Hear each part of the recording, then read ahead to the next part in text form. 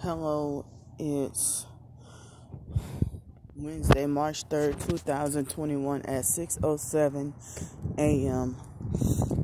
So I'm kind of walking a little bit away from the traffic. Wow, it seems like it would be just easier for me to stay here in Pensacola because I don't feel like moving residences or moving to different cities and states and then got to start all over again.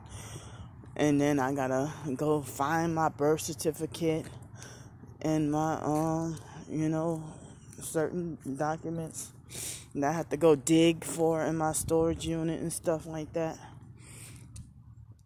So I know my storage unit needs to be organized.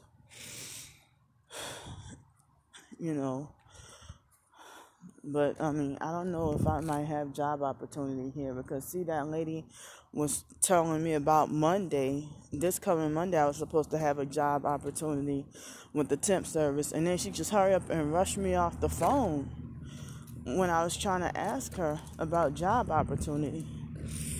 But, see, I was able to get a little bit better sleep last night than the night before, but I guess I got like maybe 3.5 hours of sleep at the most. But I'm still sleep deprived, still feeling that deprived feeling. And my heart still feels heavy. And, I've said, before that with the sleep deprivation, I end up getting more pressure on my heart, and my legs and ankles swell up, and my feet swell up. And then once I finally get to be able to sleep a little better, once I get to sleep a little bit better, like at night, like last night, I didn't drink a whole lot of water yesterday. All I drank was about four bottles of water yesterday. And then, last night, I felt that excess pressure on my heart. And then, I kept having to pee a lot throughout the night. Like maybe 4 or 5 times or maybe even 6 times throughout the night that I kept having to go pee. I kept having to go pee. And plus it's been too cold, but I guarantee you, if the weather was about 70 degrees or 65 with my sleeping bag, if the weather was about 65 or 70 degrees and I didn't have to go pee so much, I bet you I would have been able to sleep better. Because, so now today I got my Social Security check that even the narcissistic perps think I don't deserve, or they think I'm not worthy to have. But, I never wanted I'm going to say it again. I never signed up or never wanted Social Security and SSI in the first place. But the foster mom did that, hoping that she can keep control over me for the rest of my life. And, I think that, it seemed like as if she had me pretty much blacklisted and fought tooth and nail to stop me from working or getting a job. She tried to stop me from getting a job and fought tooth and nail just so she can get my Social Security back paycheck, and then was hoping to live off of, my Social Security checks and give me the small SSI check for a long time. It's like a rich man and Lazarus. She took what was not entitled to her, or what did not belong to her. And plus, she stole the big Social Security back pay check plus a trust fund check. So, and I was wondering why, even after I turned 18, why I couldn't get a job anywhere when I was going to Nicholls State University and trying to apply at Subway and all these different jobs and filling out, tons of applications every day, everywhere, still getting no job, not even a call back. And it's like when they had this hardcore Butch Van Dyke manager There was a white female named Stacy Tamborella at the Burger King, fake Gretna, Louisiana. And what she did was, they said first come, first serve with the interviews and applications and stuff. I was the first one there. She forced me to wait until last, and then I didn't even get to interview at all. So, my first job at Popeyes, their workplace mobbed me. They gave me a hard time with trying to get a chance to get a job, So, it's like they purposely try very hard to purposely make me too mentally disabled to be functional by forcing me on those psychiatric medications that were unnecessary. And plus, whatever mind control and abuse that they done to me. They were hoping that I would be just a retarded, disabled vegetable for the rest of my life. And then, them trying to falsely accuse me of, using disability and mental illness as an excuse, while the symptoms of the disorders are the behaviors or whatever they want to say, that I use bad behavior as an excuse, or I use my Tourette's as an excuse, or I use this and that as an excuse. Y'all the one who labeled me with all this, and y'all the ones who caused me to have these side effects in my medication. And then some of the side effects are long lasting. I'm not even on medication anymore, and haven't been for years, and still have certain after effects of the psychiatric medication, like me stuttering for one, and all that. And so, and it breaks my heart when, these narcissistic perps, about my strokes and stuff, they try to falsely accuse me of using my past stroke history or my Tourette's and stuff to gain sympathy and attention and pity from people, when it's not what I'm trying to do. I'm just trying to get y'all to understand. If y'all think I'm weird and stuff like that, I'm just trying to get y'all to understand why I am the way I am. It has nothing to do with me trying to seek attention, pity, or sympathy or whatever. Y'all just want an excuse to be cruel. Tell me what's your excuse for gang stalking? You use your gang stalking as an excuse for what? For the lies you've heard about me? So what's the excuse you use for gang stalking? You use your gang stalking and your evil deeds as an excuse to torture, harass, and abuse and torment a stranger who you don't really much know anything about. Get to know somebody rather than have a biased, false opinion about them. Get to know a person. I don't bite. I'm not harmful. If people were, as I said before, if people were uncorrupted, if they weren't brainwashed with the heads up about me with the lies, they would say I'm a very sweet person, very nice person. And my family, ooh, that's a gang stalker right there. Funny headlights. You clocking in hours early in the morning. She look like a hood rat. I don't even call people hood rats, but that's what she look like. But anyway, I always wonder how come the people with the bad behavior, the ghetto hood rat people, the gangsters and thugs, how come they don't get lectures about bad behavior? People who delusionally believe they're a thug, that seems like it's normalized. They don't call that inappropriate behavior. Hell, people want to be a thug. If I hear in New Orleans a guy shot a 3-year-old kid, and then I saw a guy shot a 5-year-old boy in Alabama, and then 2 days ago, and then yesterday I heard on the news that a female shot a 5-year-old girl. I'm like, what the hell? And y'all call me bad? Y'all call me crazy? People who do stuff like that, they're the targeted individuals. They should be the targeted individuals, not us. I'm sorry my words ain't coming out right because it's too freaking cold. My hands are cold.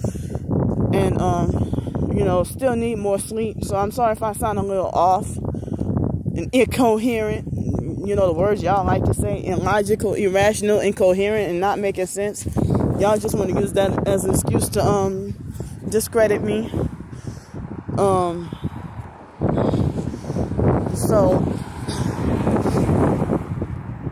So it doesn't look like, I'm just wondering if I should do it though. Because if I do go to Orlando, I would have to leave today to go to Orlando. I would have to leave today to go to Orlando. And then, I probably won't get there till tomorrow. And I probably won't get there until tomorrow if I do leave to go to Orlando. But then again, I don't know if that's going to work out or not. I don't know if I'll be guaranteed to get the place, or should I just stay here and hope for a temp service job or a job opportunity to come around. If I just wait for a job opportunity to come around here, and hopefully I stick it out with the freaking home. But it was unbearable. It was like 47 degrees last night, and cold and wet, and my sleeping bag was wet, and my dress was kind of wet, and my my hoodie was wet, and I couldn't handle it. I can't handle it now. It's 45 degrees or something. It's too cold. But it's like, whether I take the Orlando trip or not, I'm gonna end up being broke anyway. I'm starting to say, fuck it. I don't even know if I should try. But then any other hotel room would be more expensive. And they also do the same stupid shit, force you to wear a mask, but then they don't wear one, and they think that because they're behind the counter that they don't have to wear one. But then I've seen that Annie lady, she would roam throughout the property and hanging out in the lobby with no mask. This lady never wore a mask, really. But the maintenance man, they in the lobby with no mask, or they the maintenance men at that hotel, they be in the lobby with no mask or hanging around. But the only time they wear a mask is to go when they go in, like the maintenance man, when the maintenance man, he'll only wear a mask when he goes into your hotel room. But that man, his name was Greg, and Mr. Greg, he freaking that's the one who tried to gaslight me about the heater. And then, one time, like, usually he would be nice, but then, and he told me if I needed, like, when he helped me out with the fly infestation, that was not my fault. Excuse me. He did the right thing and did a good thing to take care of it. He took care of the fly situation. And, he took care of the fly situation. And then, he told me if anything I need help with, anything wrong with the room, tell him about it, he'll fix it. So then he, like, the last couple of times I told him something, he would have a dreaded and annoyed look, like, oh, here she go again, kind of look on his face, like this. But before he started to act a little bit different and gaslight and play games and be mean, before then, he used to, and look, this car right here. You want to be seen, huh, perp? Trying to mock me because I'm about to go to the ATM.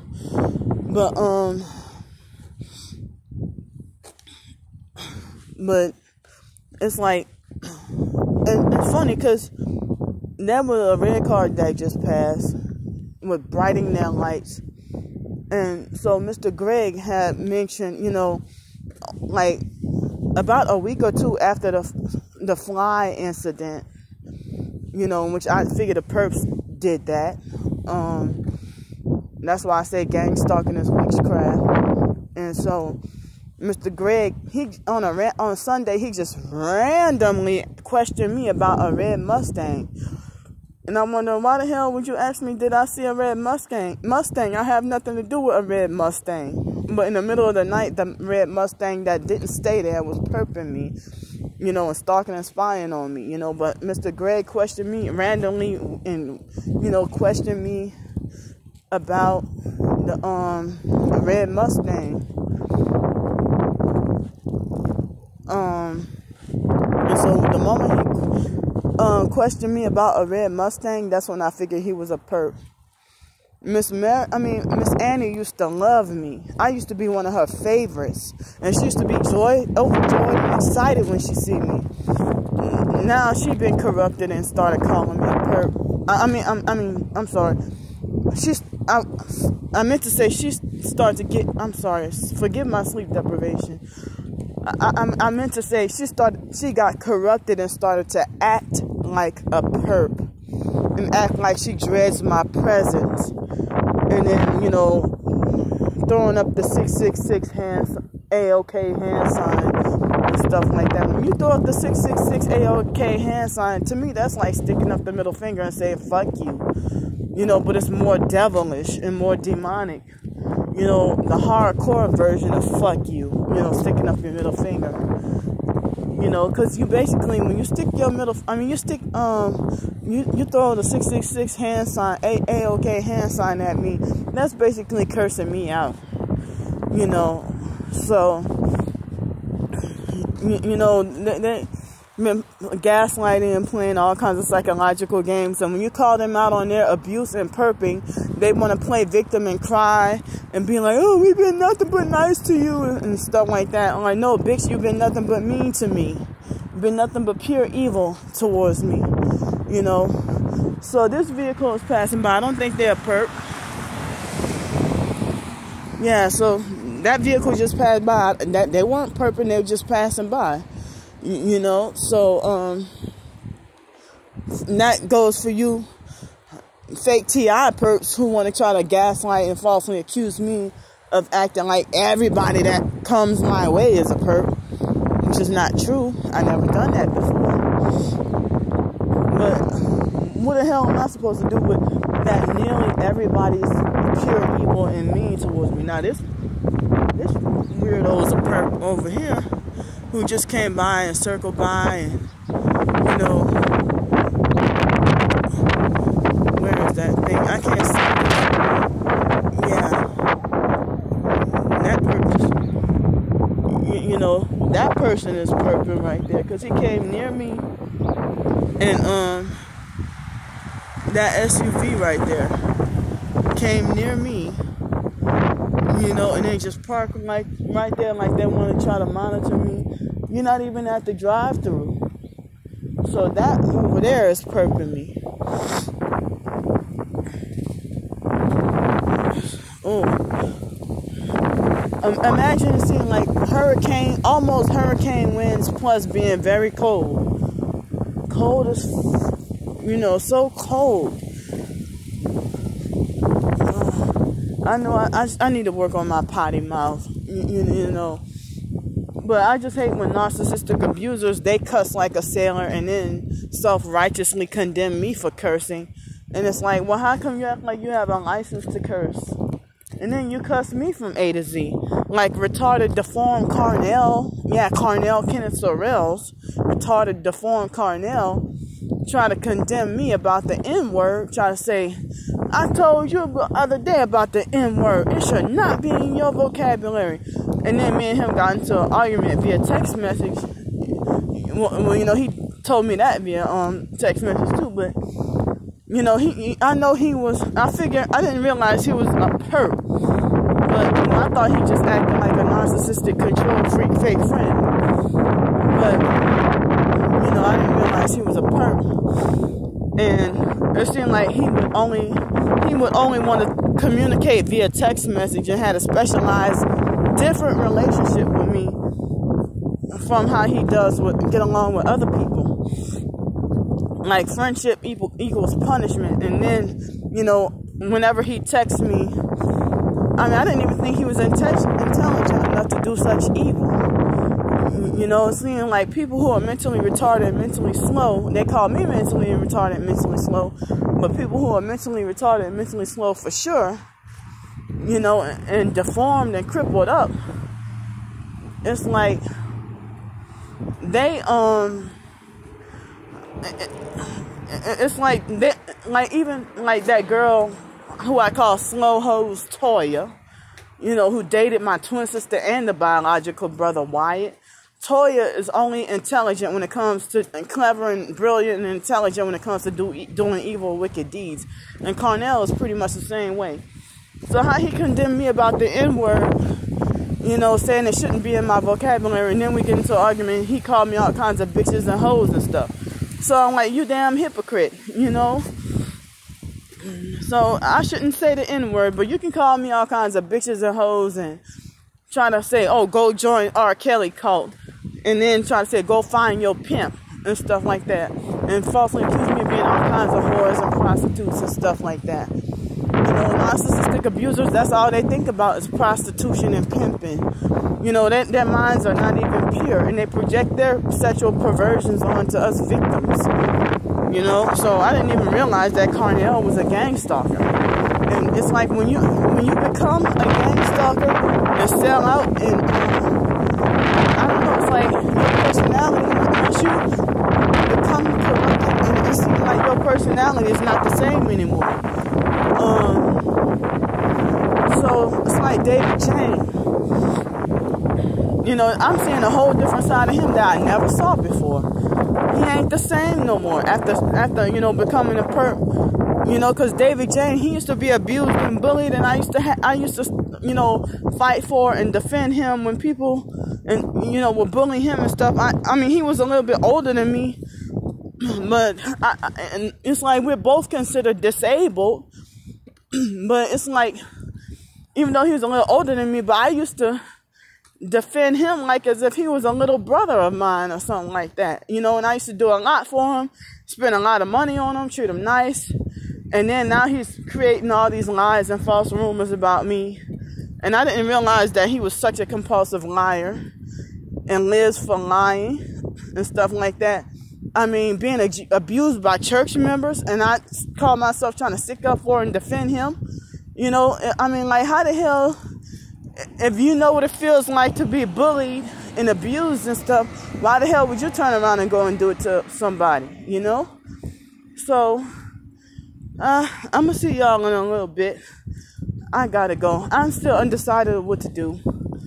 Shucks, for me to have all this money, and then not a whole lot of money, because, you know, but I have to pay my storage bill and my phone bill. But, you know, me have to spend all this money, you know, I have to, and then still be forced to sleep on the streets, you know. But it's like, it's like when I get my check and stuff, you know, I don't carry it. I mean, I don't carry a lot of money around, and I don't carry, you know, I don't carry a lot of cash around, you know. But I don't be having all that much money. $791 is not a lot of money. And then, you know, if I'm on the streets and stuff, by the 25th of the month, I end up, you know, having to go back and panhandle and beg again. That's like, well, when I was living on Section 8, I'd be broke by the 20th of the month, and then stretch out my laundry and my clothes and stuff and my groceries. But, you know, when I was living on Section 8, I didn't really beg anybody for much of any money, except one little instance when I tried to be a cab driver and they set me up to go broke. You know, so I'm gonna go now. Alright, these loud ass freaking narcissistic trucks. You know, see, this truck right here is more quiet. So, I'm gonna see y'all. Bye.